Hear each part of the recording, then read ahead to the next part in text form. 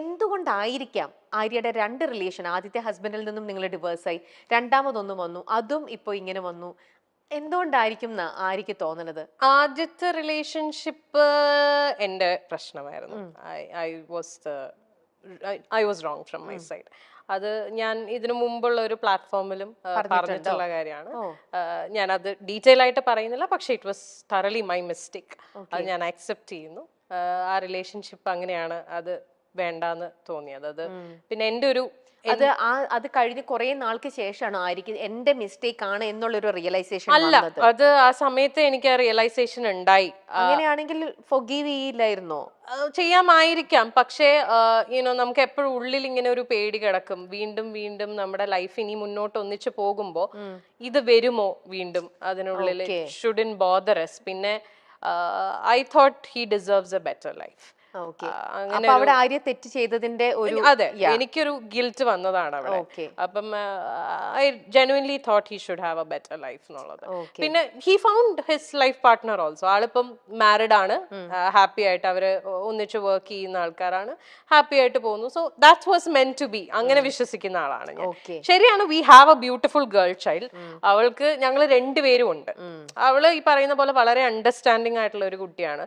അച്ഛനും അമ്മയും ഞങ്ങൾ രണ്ടുപേരും ഒന്നിച്ച് തന്നെയാണ് അവളെ വളർത്തുന്നതും. അവളുടെ എല്ലാ കാര്യങ്ങളിലും ഞങ്ങളുടെ ഡിസിഷൻസ് എല്ലാം മ്യൂച്വൽ ആണ്. ആൻഡ് ഈക്വലി ആള് വരുമ്പോ, I mean whenever he wants to be with her, she goes to him. അല്ലാത്തപ്പം ഞാൻ ടേക്ക് കെയർ ചെയ്യണു. അങ്ങനെ ഒരു ഡിഫറൻഷിയേറ്റ്, അങ്ങനെ ഒരു പ്രശ്നമേ അവിടെ വരുന്നില്ല. അതാണ് ഫസ്റ്റ് റിലേഷൻഷിപ്പിൽ സംഭവിച്ചത്. സെക്കൻഡ് റിലേഷൻഷിപ്പ് ഈ പറഞ്ഞ പോലെ ചിലപ്പം ആദ്യത്തെ റിലേഷൻഷിപ്പിൽ ഉള്ള എന്താ പറയാ, അതിനുള്ള ശിക്ഷയായിട്ട് എനിക്ക് കിട്ടിയതായിരിക്കാം. സെക്കൻഡ് റിലേഷൻഷിപ്പ് ഈ പറഞ്ഞ പോലെ ഷിബ്ല പറഞ്ഞില്ലേ, ഞാൻ റിലേഷൻഷിപ്സിൽ 150% കൊടുക്കുന്ന ആളാണ്. ഞാൻ ഭയങ്കര ഇൻവെസ്റ്റഡ് ആയിട്ടുള്ള ഒരു റിലേഷൻഷിപ്പ് ആയിരുന്നു എൻ്റെ സെക്കൻഡ് റിലേഷൻഷിപ്പ്. എനിക്ക് അയാളെ genuinely from the bottom of my heart എനിക്ക് ഭയങ്കര ഇഷ്ടമായിരുന്നു. I knew he was not the perfect person and all. ആൾക്ക് ഫ്ലോസ് ഉണ്ടായിരുന്നു, ആൾക്ക് പാസ്റ്റ് ഉണ്ടായിരുന്നു, പക്ഷെ അതെല്ലാം ഓക്കെ ആയിട്ട് അങ്ങനെ തന്നെ അക്സെപ്റ്റ് ചെയ്ത ഒരാളായിരുന്നു ഞാൻ. But I never thought he would do this to me. പിന്നെ അതിന് ഞാൻ കുറ്റം പറയുന്നില്ല.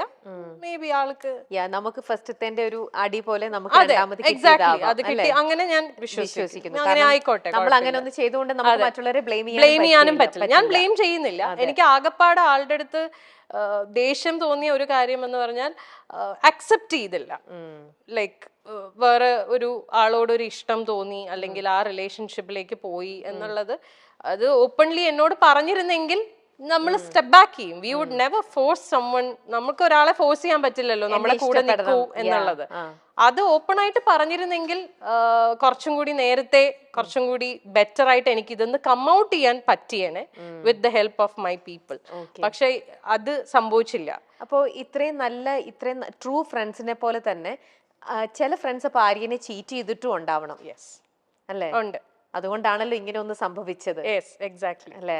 അതും ശരിക്കും ഭയങ്കര പെയിൻഫുൾ ആയിട്ടുള്ള, ഇറ്റ് ഈസ് വെരി പെയിൻഫുൾ. ആരും ഒരിക്കലും എക്സ്പെക്ട് ചെയ്തിട്ടുണ്ടാവില്ല ഈ ഒരു സാധനം ആ ഒരു പർട്ടിക്കുലർ പേഴ്സണിൽ നിന്ന് വരും. എക്സാക്ട്ലി, അതാണ് എനിക്ക് ട്രോമയായി പോയത്. അതിപ്പോ മേ ബി ഞാൻ അറിയാത്ത ഒരാളായിരുന്നെങ്കിൽ എനിക്ക് ചിലപ്പം ഇത്രയും ബുദ്ധിമുട്ടുണ്ടാവില്ല.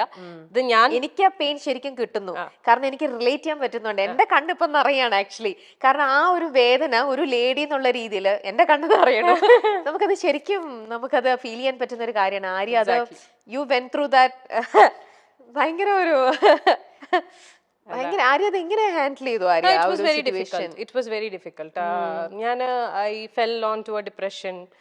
ഭയങ്കര ബുദ്ധിമുട്ടായിരുന്നു. I lost myself. നമുക്കത് കാരണം നമ്മൾ ജീവനായിട്ട് നമ്മുടെ കൂടെ നിർത്തിയിട്ടേ അവൾ എനിക്കിട്ട് ഇങ്ങനെ പണിയ എന്നൊക്കെ പറയണത് ശരിക്കും. അതെ, എന്റെ കാര്യത്തിൽ കുറച്ചും കൂടെ ബുദ്ധിമുട്ടായി പോയത്, ഞാൻ ഇതെല്ലാം ഫേസ് ചെയ്യുന്നത് ലോക്ക്ഡൌണിന്റെ സമയത്താണ്. മൊത്തത്തിൽ ഞാൻ പെട്ടുപോയ അവസ്ഥയായിരുന്നു. Like I couldn't do anything. എന്നുവെച്ചാൽ നമുക്കിപ്പോ ഒരു കൗൺസിലറിന്റെ അടുത്ത് പോലും പോവാൻ പറ്റത്തില്ല എന്നുള്ള ഒരാളെ ഇപ്പം നമ്മൾ പറയും ഓക്കെ ഫ്രണ്ട്സിന്റെ അടുത്ത് പോയിരുന്ന് ചിലപ്പോൾ സംസാരിച്ചാ ഓക്കെ, എങ്ങനെ പോവാനാ, മുറിന്ന് പുറത്തിറങ്ങാൻ പറ്റില്ല. Because we are all lockdown. ആകപ്പാടെ ഈ കമ്മ്യൂണിക്കേഷനേ ഉള്ളൂ. പക്ഷെ എത്രയൊക്കെ നമ്മൾ ഫോണിൽ കമ്മ്യൂണിക്കേറ്റ് ചെയ്താലും ഒരു ഫേസ് ടു ഫേസ് നമ്മൾ ഇപ്പൊ ഇങ്ങനെ ഇരുന്നൊരു ബ്രേക്ക് ഡൗൺ ചെയ്ത് പോയാൽ ചിലപ്പോൾ ഇതങ്ങ് പോവും. അതും ഫോണിൽ നമ്മൾ സംസാരിക്കുന്നതൊക്കെ തമ്മിൽ there's a lot of difference. അപ്പം ആ ഒരു സാധനവും എനിക്ക് കിട്ടിയില്ല. അപ്പം ഞാൻ മുഴുവനായിട്ട് ഞാൻ അതിൽ എന്താ പറയാ ഡ്രൗൺ ആയി പോയി. ആരാ പിന്നെ ആര്യനെ ഹെൽപ്പ് ചെയ്തത്? ഞാൻ തന്നെയാ. ഇപ്പൊ എന്ത് പറയാൻ വന്നു? പക്ഷേ ഈ പറഞ്ഞ പോലെ യുനോ ഒരു പോയിന്റിൽ നമ്മൾ റിയലൈസ് ചെയ്യും. എന്നെ ഈ പറഞ്ഞ പോലെ പുഷ് ചെയ്യാൻ അഫ്കോഴ്സ് എന്റെ ഫ്രണ്ട്സ് ഉണ്ടായിരുന്നു. ഒരു പോയിന്റ് എത്തിയപ്പോൾ അവരെല്ലാവരും റിയലൈസ് ചെയ്തു ദാറ്റ്സ് ഞാൻ മുങ്ങിക്കൊണ്ടിരിക്കുകയാണെന്നുള്ളത്. അപ്പൊ അവരെല്ലാവരും അവരുടെ എല്ലാ സൈഡിൽ നിന്നും മാക്സിമം പറ്റുന്ന രീതിയിലൊക്കെ എന്നെ സപ്പോർട്ട് ചെയ്തു. പിന്നെ എന്നെ ഏറ്റവും കൂടുതൽ എന്നെ ഇതിലേക്ക് തിരിച്ചു കൊണ്ടുവന്നത് ഇസ് മൈ ഡോട്ടർ. അവളൊന്നും ചെയ്തിട്ടല്ല, പക്ഷെ അവളുടെ പ്രസൻസ് ഇൻ മൈ ലൈഫ് അത് മതിയല്ലോ. നമ്മൾ ജീവിക്കുന്ന മക്കൾക്ക് വേണ്ടിയിട്ടാണ്. നമ്മുടെ ഐ മീൻ എന്നെ സംബന്ധിച്ചിടത്തോളം ഷീ ഈസ് മൈ എവറിഥിങ്. ഞാൻ ഇപ്പൊ ജീവിക്കുന്നതും ഇപ്പൊ കഷ്ടപ്പെടുന്നതും ഒക്കെ അവളുടെ ഫ്യൂച്ചർ സെക്യൂർ ആക്കുക, അവളെ ഹാപ്പി ആയിട്ട് വെക്കുക. ശരിക്കും റിലേറ്റ് ചെയ്യാൻ പറ്റുന്നുണ്ട്. ആ ഫീല് കറക്റ്റ് ആയിട്ട് കിട്ടുന്നുണ്ട് ശരിക്കും.